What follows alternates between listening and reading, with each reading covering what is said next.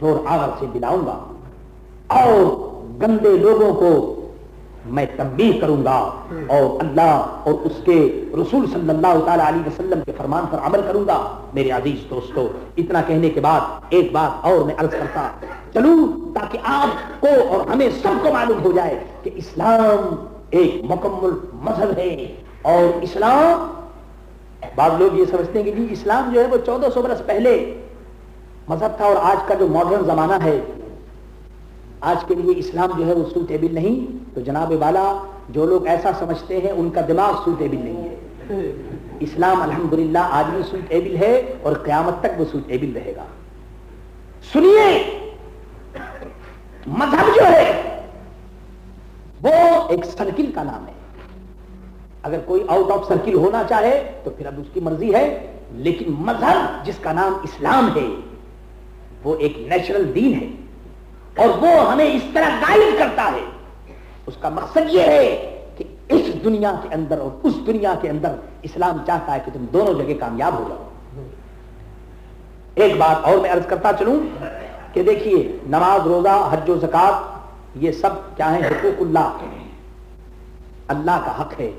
اور بعض وہ حق ہوتے ہیں جو بندوں کے ہوتے ہیں، حقوق العباد. ہم لوگ بعض تو اللہ ہی کا حق ادا نہیں کرتے اور بعض ادا کرتے ہیں لیکن بندوں کے حق کو ادا نہیں کرتے. نماز پڑھتے ہیں، اچھے کام کرتے ہیں، لیکن باپ کے ساتھ کیسا سلوک کرنا چاہیے، ماں کے ساتھ کیسا کرنا چاہیے، بھائی کے ساتھ کیسا کرنا چاہیے، اپنی برادری کے ساتھ کیسا کرنا چاہیے، اس پر خیال نہیں کرتے. میرے عزیز دوستو، حضور صلی اللہ علیہ وسلم کی لائف کا یہ چیپٹر بھی سنتے چلیے. حضور فرماتے ہیں کہ قیامت کے دن ایک آدمی آئے گا، ایک آدمی آئے گا. حضور نے فرمایا کہ بتاؤ مفلس کون ہے، غریب کون ہے؟ تو کسی نے کہا یا رسول اللہ غریب وہ ہے جس کے پاس پیسہ ویسا نہیں. فرمایا کہ نہیں، غریب وہ نہیں، بلکہ غریب وہ ہے کہ قیامت کے دن ایک آدمی آئے گا، وہ نمازی بھی ہوگا، حاجی بھی ہوگا اور سبھی کچھ ہوگا، عبادت گزار بھی ہوگا، سبھی کچھ ہوگا. لیکن میرے دوستو، قیامت کے میدان میں جب وہ آئے گا تو چاروں طرف سے اس کے پیچھے لوگ دوڑیں گے. کوئی کہے گا اس نے میرا پیسہ لیا تھا، کوئی کہے گا اس نے میرے اوپر ظلم کیا تھا، کوئی کہے گا اس نے مجھے گالی دی تھی، کوئی کہے گا کہ اس نے میرے ساتھ سختی کی تھی. حضور فرماتے ہیں کہ اس کی تمام نیکیاں لوگ لے لیں گے اور وہ مفلس اور نماز، روزہ، حج، زکات یہ سب چیزیں اس کے کام نہیں آئیں گی اور وہ جہنم میں بھیج دیا جائے گا. میرے عزیز دوستو، حقوق العباد بندوں کے رائٹس ہیں، ان کا بھی خیال کرنا چاہیے. بات پر ہماری نظر نہیں جاتی، حالانکہ آپ جانتے ہیں کہ اللہ تعالیٰ غفور الرحیم ہے، وہ اپنے حق کو معاف فرما دے، لیکن جو بندوں کا حق ہے اللہ اس کو معاف نہیں کرے گا جب تک بندے معاف نہ کریں. ایک حدیث میں ارشاد فرمایا گیا، حضور صلی اللہ علیہ وسلم نے فرمایا کہ اشترار عباد اللہ، کہ اللہ کے بندوں میں سے سب سے زیادہ خراب وہ لوگ ہیں کہ جو لوگ لوگوں کی غیبت کرتے ہیں، چغلی کرتے ہیں، آپس میں ایک دوسرے کے خلاف باتیں کرتے ہیں. حضور صلی اللہ علیہ وسلم نے فرمایا کہ دیکھو، ایک دوسرے کے خلاف چغلی مت کرو، باتیں خلاف مت کرو. اگر تمہیں کسی مسلمان کو کچھ کہنا ہے تو اس سے جا کر کہہ دو، مگر ایسی باتیں مت کرو ایک دوسرے کے خلاف کہ جس سے تمہارے تعلقات خراب ہو جائیں. حضور نے فرمایا یہ جو بیک بیٹنگ ہے ایسی بات مت کرو، چغلی مت کرو. حضور نے منع فرمایا اور فرمایا کہ الغیبت اشد من الزنا، فرمایا کہ غیبت جو ہے یہ زنا سے زیادہ سخت ہے. اللہ کیوں؟ ظاہر ہے کہ زنا اللہ تعالیٰ بچائے اس سے، لیکن اللہ تعالیٰ کے فضل و کرم سے اگر کوئی آدمی توبہ کرے تو اللہ تعالیٰ غفور الرحیم معاف فرما دے. لیکن یہ جو غیبت ہے اللہ نہیں معاف فرمائے گا جب تک کہ جس کی غیبت کسی نے کی ہو وہ معاف نہ کرے.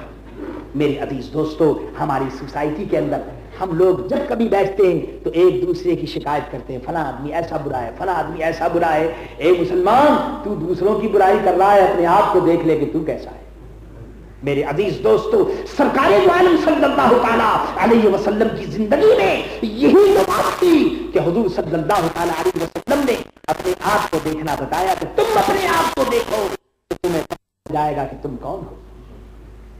وہ واقعہ تو آپ نے سنا ہی ہوگا کہ حضور کی خدمت میں اب کہا کہ آپ تو بڑے خراب ہیں، ماں آپ کی صورت थी नहीं, और हजरत अबू बकर सिद्दीक आए तो उन्होंने कहा कि या रसूल अल्लाह, आप जैसा कोई हसीन और खूबसूरत नहीं। हुजूर ने फरमाया ये भी ठीक कहता है, ये भी ठीक कहता है। साहबा ने अर्ज किया या रसूल अल्लाह, ये दोनों कैसे ठीक हैं? हुजूर ने फरमाया बात ये है कि मैं तो आईना हूं अल्लाह का, आदमी आता है वो अपनी सूरत मेरे अंदर देखता है। मेरे अजीज दोस्तों, हर आदमी को अपनी सूरत नजर आती है दूसरों के अंदर। वो वाकया आपने सुना ही होगा कि एक ड्रिंकर का पीने वाला जब बाहर से निकला, एक तरफ से वो ड्रिंकर शराब का पीने वाला निकला और दूसरी तरफ से कोई अल्लाह का वली नमाज पढ़ने के लिए निकला। अल्लाह के वली ने दूर से ड्रिंकर को देखा, शराब पीने वाले को, तो कहा कि सुभान अल्लाह, मैं तो एक गुनहगार बंदा हूं, लेकिन ये मुझसे भी ज्यादा वली मालूम होता है। देखो ये झूमता हुआ जा रहा है। अल्लाह के वली ने शराबी को भी समझा कि ये भी कोई वली अल्लाह है, और वो शराबी जो जा रहा था उसने कहा कि अच्छी बात है कि मैंने तो शराब पी है, लेकिन ये जो आदमी जा रहा है मालूम होता है ये मुझसे भी ज्यादा शराब, ये ज्यादा शराब इसने पी है, जब तो ये झूमता हुआ जा रहा। आपने देखा कि एक शराबी ने वली को भी शराबी समझा, वली ने शराबी को भी वली समझा। मेरे अजीज दोस्तों, इंसान का नेचर है कि वो सब कुछ अपने ही आईने में देखा करता है, और अपने और सब कुछ वो समझता है जैसा मैं हूं वैसे ही पूरी दुनिया है। लेकिन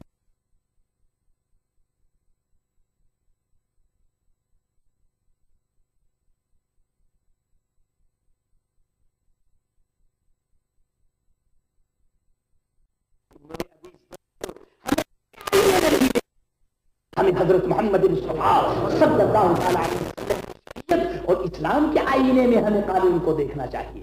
मेरे अजीज दोस्तों, इस किस्म के जो झगड़े और फसाद और बद इखलाकी वो इसी वजह से है कि हमने नबी की सुन्नत को तर्क कर दिया, नबी से हमें मोहब्बत नहीं रही।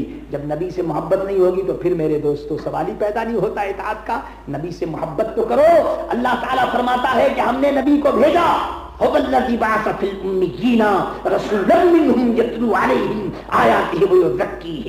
वो तुमको साफ करते हैं। तो मेरे दोस्तों, हुजूर साफ करते हैं तो तुम जितने हुजूर से करीब हो गए उतनी ज्यादा सफाई हो। सहाबी हुजूर से सबसे ज्यादा करीब थे, इसलिए उनकी सफाई ज्यादा हुई, उनका दिल आईना हो गया। हमें भी चाहिए कि हम हुजूर से करीब हों और सरकार दो आलम सल्लल्लाहु अलैहि वसल्लम से ताल्लुक पैदा करें, हुजूर को याद करें, सरकार दो आलम सल्लल्लाहु ताला अलैहि वसल्लम के गुलामों से ताल्लुक पैदा करें। तो फिर तो मेरे दोस्तों हमें इस्लाम की हकीकत का और इस्लाम के नबूज़ने का हमें इल्म होगा। याद रखो, इकबाल बड़े मजे की बात कह गया। इकबाल कहता है कि रूह है कुरान जाने दीन,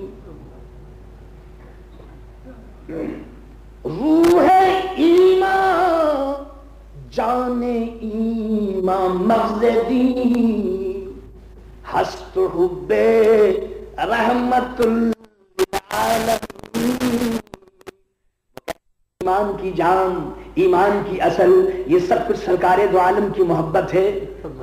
हुजूर सल्लल्लाहु अलैहि वसल्लम की जब मोहब्बत होगी तो मेरे अजीज दोस्तों, हुजूर सल्लल्लाहु अलैहि वसल्लम की सुन्नत पर अमल करोगे। अब्दुल्लाह इब्ने उमर के साथ दादे ने कह दिया कि अब्बा जान, मुझे कद्दू पसंद नहीं, कद्दू जो खाते, कद्दू मुझे पसंद नहीं, वेजिटेबल है, बड़ी अच्छी चीज है, कद्दू पसंद नहीं। अब्दुल्लाह इब्ने उमर ने सुना तो फरमाया कि बेटा मैं तेरी गर्दन मार दूंगा, इसलिए कि मेरे नबी ने इसको पसंद किया है, तू कहता पसंद नहीं।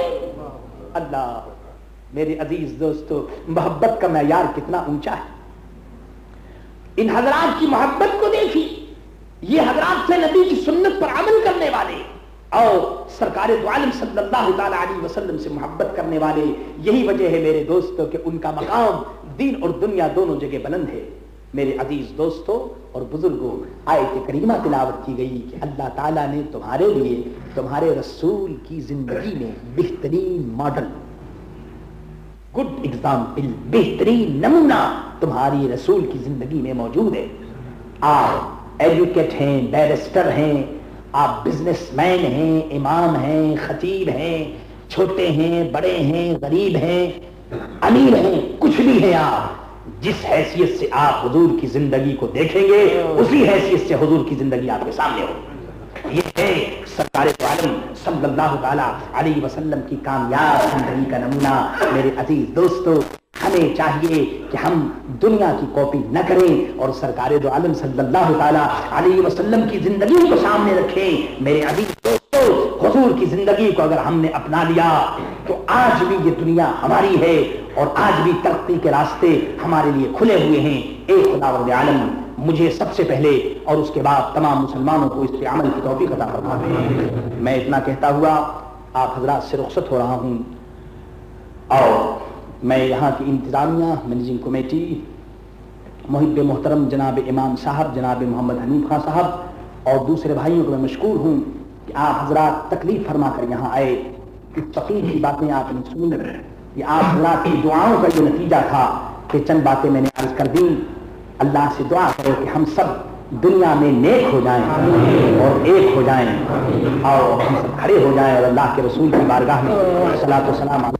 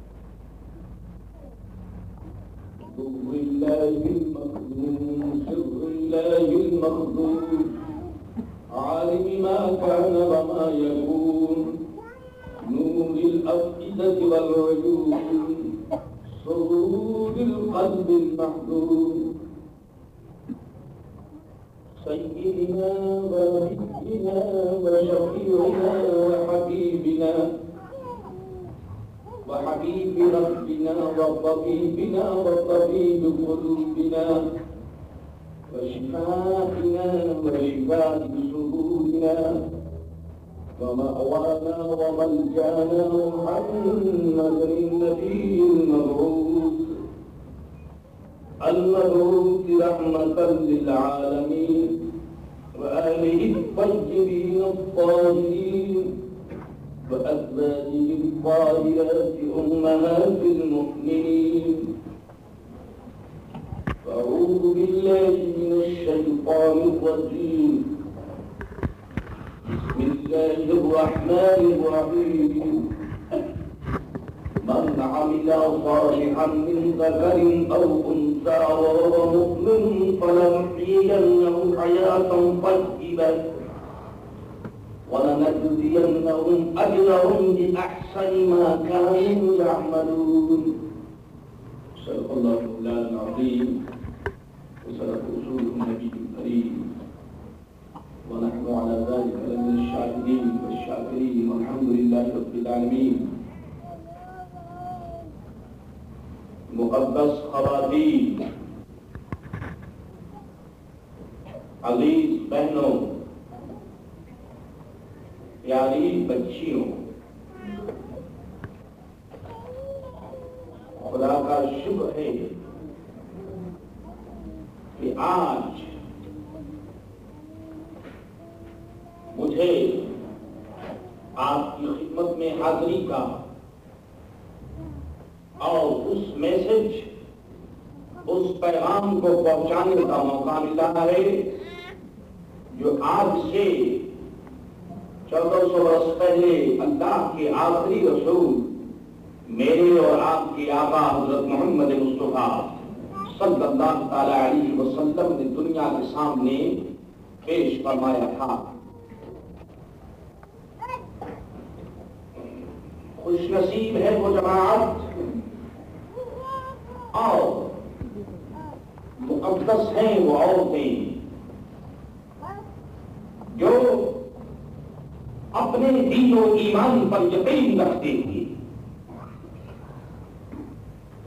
اللہ جل جلالہ اور اس کے رسول حضرت محمد مصطفیٰ صلی اللہ تعالی علیہ وسلم کی ہدایت کو، گائیڈنس کو، لیڈنگ کو ہر زمانے کے لیے قابل عمل سمجھتے ہوئے اس پر یقین رکھیں اور اپنے آپ کو اللہ اور اس کے رسول صلی اللہ تعالی علیہ وسلم کے فرمان کے مطابق آگے بڑھائیں اور اپنے آپ کو آگے چلائیں۔ اس سے پہلے کہ میں کچھ آپ کی خدمت میں عرض کروں، آہستہ آہستہ ایک مرتبہ درود شریف پڑھی اللہم صلی علی سیدنا و نبینا و شفیعنا و حبیبنا و مولانا محمد خدا وسلم علیہ۔ اللہ کی حمد اور اس کے رسول صلی اللہ تعالی علیہ وسلم کی نعت کے بعد بتانا یہ ہے اور عرض یہ کرنا ہے کہ جو کچھ میں آپ کی خدمت میں عرض کروں گا آپ یقین مانیے کہ وہ اللہ کا فرمان ہوگا اور اس کے رسول صلی اللہ تعالی علیہ وسلم کی ہدایت ہوگی۔ اس حیثیت سے انشاءاللہ چند ضروری باتیں آپ کی خدمت میں عرض کر سکوں گا۔ مقدس خواتین، عزیز بہن، آپ خوب جانتی ہیں اور اس حقیقت سے آپ واقف ہیں کہ اس دنیا میں آنے کے بعد ہم اپنی زندگی لمیٹڈ ٹائم کے لیے گزارتے ہیں اور اس کے بعد اللہ کی بارگاہ میں ہمیں حاضر ہونا ہے۔ یہ ایک ایسی بات ہے کہ جس کو صرف مسلمان ہی نہیں بلکہ دنیا کی تمام قومیں سمجھتی ہیں اور جانتی ہیں کہ اس دنیا سے انہیں ایک دن جانا ہے۔ مسلمان چونکہ مذہب اسلام کی روشنی میں اس کی معلومات زیادہ ہیں اور وہ اس بات پر یقین رکھتا ہے کہ اس دنیا میں وہ جو کچھ کرے گا اس کا حساب و کتاب اللہ کی بارگاہ میں دینا ہے، اور ایک دن ہماری زندگی میں ایسا آئے گا کہ ہم اس دنیا کو چھوڑ کر کے اس دنیا کے لیے چلے جائیں گے۔ مقدس خواتین، اس روشنی میں اس بات کو جانیے اور اس پر یقین کیجیے کہ جب دنیا میں ہمارا آنا ایک لمیٹڈ ٹائم کے لیے اور اس کے بعد ہمیں اس مقام سے دوسرے مقام کی طرف جانا ہے، اور قرآن نے ہمیں بتایا، اللہ کے رسول حضرت محمد مصطفیٰ صلی اللہ تعالی علیہ وسلم کی تعلیم سے ہمیں اس بات کا پتہ چلا کہ یہ دنیا ایگزامینیشن ہال ہے۔ جس طرح سے ہم آج اورینٹ ہال میں اس مقام پر موجود ہیں اور آپ سے بات کرنے کا مجھے موقع مل رہا ہے، یہ دنیا کی ایگزامینیشن ہال ہے۔ یہاں آنے کے بعد ہمیں مختلف قسم کی ایگزامینیشن اور مختلف قسم کے امتحان سے ہمیں واسطہ پڑتا ہے، اور اس میں ہماری چیکنگ ہوتی ہے، ہمیں آزمایا جاتا ہے، ہمیں دیکھا جاتا ہے، ہمیں سمجھا جاتا ہے کہ آیا یہ میرا بندہ یا یہ میری بندی میرے احکام پر عمل کرتی ہے یا نہیں۔ آپ یقین مانیے کہ اسلام وہ صرف مردوں کے لیے نہیں آیا بلکہ اسلام کے احکام میں آپ کا برابر کا حصہ ہے۔ اسلام کے تمام اصول جتنے فنڈامنٹل اسٹون ہیں اور اسلام کے جتنے رول اور ریگولیشن ہیں ان میں آپ کا بھی حصہ ہے، اور اس بات کی ضرورت ہے کہ آپ اسلام کو اسٹڈی کریں، اسلام کو دیکھیں اور سوچیں کہ اسلام نے عورتوں کے لیے کیا فیسلٹی رکھی ہے، اور اسلام نے عورتوں کی پوزیشن کو اور عورتوں کی رسپیکٹ کو اور عزت کو کتنا اونچا رکھا ہے۔ اگر آپ اسلام کی اسٹڈی کریں گی اور اسلام کو آپ دیکھیں گی تو آپ کو معلوم ہوگا کہ یہ اسلام ہے کہ جس نے عورتوں کے مقام کو بہت اونچا کیا۔ آپ اور جیسیے اور دیکھیے کہ جس دنیا میں آپ رہتی ہیں، جس ٹائم اور ورلڈ سے آپ کا کنیکشن ہے،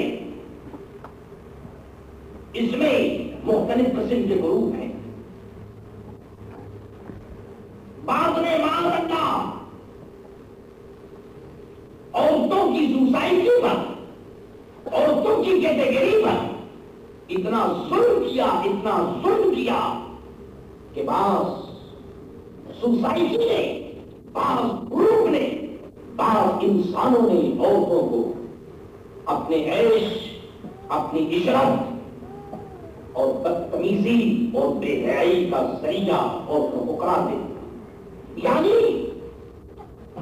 اس سوسائٹی نے صرف عورتوں کے متعلق اگر سوچا تو یہ سوچا کہ عورت ایک ایسی چیز ہے کہ جس سے دل کو بہلا دیا جائے، یا عورت صرف ایسی چیز ہے کہ اس کو تماشا بنا کر کے فٹ بال کی طرح اس سے اپنا وقت گزار دیا جائے، جس طرح موقع ملے اس کو کک مار دی جائے اور جس طرح ہم چاہیں عورتوں کی زندگی کو پامال۔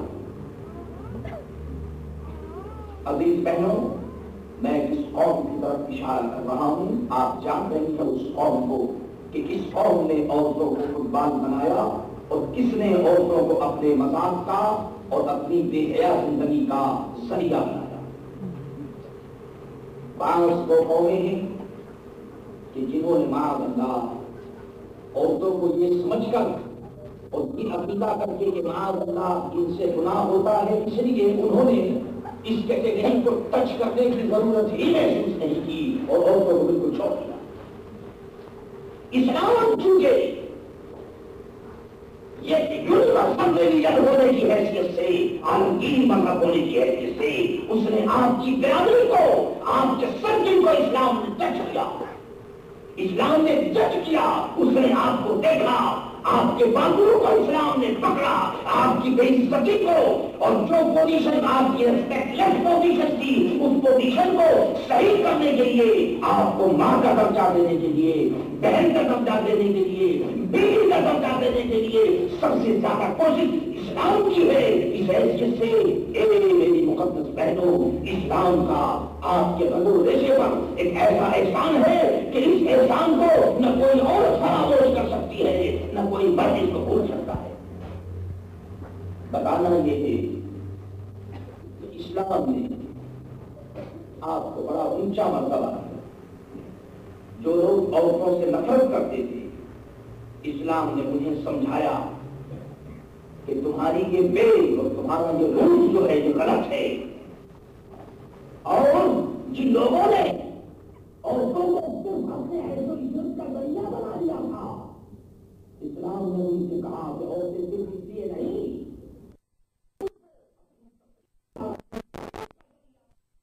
بلکہ عورتوں کی سوسائٹی اور عورتوں کا مقام اونچا ہے، وہ اس ورلڈ میں اور اس دنیا میں قدرت کی طرف سے میسج ہے، ایک پیغام ہے، اور قدرت کا ایک ماڈل ہے، ایک ایگزامپل ہے، ایک نمونہ ہے۔ عورتوں کی زندگی جو ہے وہ ایک ایسی زندگی ہے کہ مردوں کی زندگی میں بہترین رول ادا کرتی ہے، بہترین ایکٹ کرتی ہے۔ عورتوں کے وجود کے بغیر، عورتوں کی زندگی کے بغیر اور عورتوں کے فرق کے بغیر مرد کا کوئی سرکل، مرد کا کوئی شعبہ اور مرد کی کوئی سوسائٹی مکمل نہیں بلکہ انکمپلیٹ ہے۔ مقدس پہلے کیا جو کچھ میں عرض کر رہا ہوں یہ سب کچھ اللہ کے فرمان کو اس کے رسول صلی اللہ تعالیٰ علیہ وسلم کے ارشاد کے مطابق میں عرض کر رہا ہوں، اور اس لیے عرض کر رہا ہوں کہ آپ کو اپنی پوزیشن کا پتہ چلے، آپ سمجھیں کہ آپ کی پوزیشن کیا ہے، آپ کا اسٹیج کیا ہے۔ یاد رکھیے، جو قومیں اپنی اسٹیج کو بھول جاتی ہیں، جن قوموں کو اپنی رسپیکٹ کا خیال نہیں ہوتا، وہ قوم دنیا میں کامیاب نہیں ہو سکتی۔ آپ ایک مسلمان کی حیثیت سے، ایک مسلمان عورت کی حیثیت سے آپ کو اس دنیا میں بھی کامیاب ہونا ہے اور اس دنیا میں بھی کامیاب ہونا ہے۔ اس لیے دونوں مقام پر کامیاب ہونے کے لیے وہ قوم سریا آپ کو اختیار کرنا چاہیے جس سے اس دنیا میں بھی آپ کامیاب ہوں اور اس دنیا میں بھی آپ کامیاب ہوں۔ آپ کو معلوم ہے، آپ خود جانتی ہیں کہ جب اللہ تبارک و تعالیٰ نے حضرت آدم علیہ السلام کو پیدا فرمایا، اور مجھے اور میرے ساتھ تمام مردوں کو اس بات پر یقین ہے کہ حضرت آدم علیہ السلام جب دنیا میں پیدا ہوئے اور پیدا ہونے کے بعد اس کے باوجود کہ اللہ نے ان کو نبی بنایا، اس کے باوجود کہ وہ اللہ کی قدرت کا ایک بہترین نمونہ اور ماڈل بن کر آئے، مگر پھر بھی حضرت آدم علیہ السلام کے دل کو آباد کرنے کے لیے اور آدم علیہ السلام کی خوشی اور ان کی پیس اور ان کے ریسٹ کے لیے قدرت نے انتخاب کیا، تو اس انتخاب کا دوسرا نام حضرت حوا تھا۔ اللہ تعالیٰ نے حضرت حوا کا انتخاب فرمایا اسی لیے کہ تاکہ حضرت آدم علیہ السلام کا جو ویران دل ہے وہ آباد ہو جائے۔ آپ سمجھ رہی ہیں اپنی پوزیشن کو، آپ جان رہی ہیں اپنی پوزیشن کو کہ اللہ تبارک و تعالیٰ نے نبی کے دل کو آباد کرنے کے لیے حضرت حوا علیہ السلام کو سلیکٹ کیا، انتخاب فرمایا۔ حالانکہ یہ ہو سکتا تھا، اللہ تعالیٰ قادر مطلق ہے، وہ کسی دوسری چیز کو سلیکٹ کرتا، لیکن اس نے حضرت آدم علیہ السلام کے دل اور رشت اور پیس کے لیے اور ان کی محبت کی دنیا کو آباد کرنے کے لیے اللہ تعالیٰ نے حضرت حوا کا انتخاب فرمایا۔ اس سے اس بات کی طرف اشارہ ہو گیا اور یہ بات بتا دی گئی کہ مرد چاہے وہ اپنے اعتبار سے کتنا ہی کمپلیٹ کیوں نہ ہو، لیکن اس وقت تک وہ انکمپلیٹ ہے جب تک اس کی زندگی میں عورت کا حصہ نہ ہو، جب تک اس کی زندگی میں ایک عورت کی حیثیت سے صحیح طریقے سے اگر بات نہ ہے، اس وقت تک مرد کی زندگی جو ہے انکمپلیٹ ہے۔ یہاں تک تو حضرت آدم علیہ السلام اور حضرت حوا کی گفتگو کا تعلق تھا۔ اب آئیے، چونکہ ہم لوگ حضرت آدم علیہ السلام کے بیٹے اور آپ حضرت آدم علیہ السلام کی بیٹیاں ہیں، اس لیے جو خواہش اور جو بات حضرت آدم علیہ السلام کے دل میں اللہ تعالیٰ نے پیدا کیا، تقریباً وہی چیز انسانوں کے اندر پیدا کر دی گئی، اور عورت کو اور مرد کو دونوں کو ایک گاڑی کے دو ویل اور ایک گاڑی کے دو پہیے بنا دیے گئے، اور زندگی کے ہر سرکل کے اندر اللہ تبارک و تعالیٰ نے مرد کو بانٹ لیا کہ اے مردوں تمہارے لیے یہ کام ہے اور اے عورتوں تمہارے لیے یہ کام ہے۔ دوسری ہماری تقسیم کر دی گئی، اللہ تعالیٰ نے مرد اور عورت کو آپس میں محبت دی، آپس میں تعلقات پیدا کر دیے، اور اس کے بعد مردوں کے اوپر بھی ذمہ داری ڈال دی گئی اور عورتوں کو بھی ڈیوٹی دے دی گئی، اور بتا دیا اسلام نے کہ اے مردوں تمہاری یہ ڈیوٹی ہے اور اے عورتوں تمہاری یہ ڈیوٹی ہے۔ آپ جانتی ہیں کہ اللہ تعالیٰ کی قدرت اور اس کے فیصلے کے مطابق ایک زندگی کو کمپلیٹ بنانے کے لیے اور ایک گھر کو صحیح گھر بنانے کے لیے مرد کے علاوہ عورت کی ضرورت ہوتی ہے. اس کے لیے اللہ تعالیٰ نے اور ہمارے اسلام نے ایک ہمیں طریقہ بتایا، اور وہ طریقہ یہ ہے